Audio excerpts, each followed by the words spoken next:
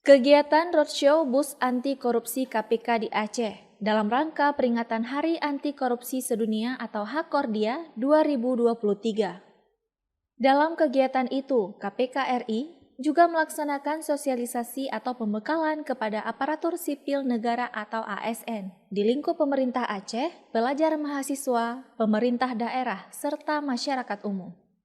Direktur Jejaring Pendidikan KPK RI, Aida Ratna Zulaiha, saat memberikan pembekalan kepada ASN di ruang serbaguna Gedung Pemerintahan Aceh kemarin mengatakan bahwa hal yang dilakukan saat pembekalan adalah penyegaran kembali dalam tugas keseharian sebagai ASN, serta potensi-potensi dan titik-titik rawan terjadinya korupsi.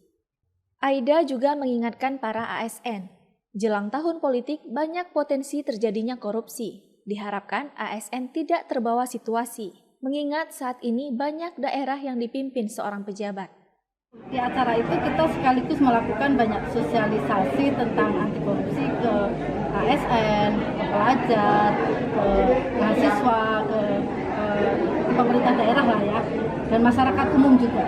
Sebenarnya tuh yang tadi kita lakukan itu tuh merefresh saja gitu, merefresh ASN bahwa di dalam proses bisnis, di dalam melaksanakan tugas dan fungsi sehari-hari sebagai ASN itu memang ada potensi-potensi yang mungkin bisa membuat mereka terjebak atau di dalam situasi yang korup. Nah itu kita ingatkan aja tadi titik-titiknya itu ada di mana saja, di proses pengadaan barang dan jasa, di penganggaran, di perizinan. Kita yang penting sebagai melaksanakan tugas dan fungsi yang menyesuaikan atau melakukan SOP yang ada gitu, dan sehingga kita berada di situasi yang tidak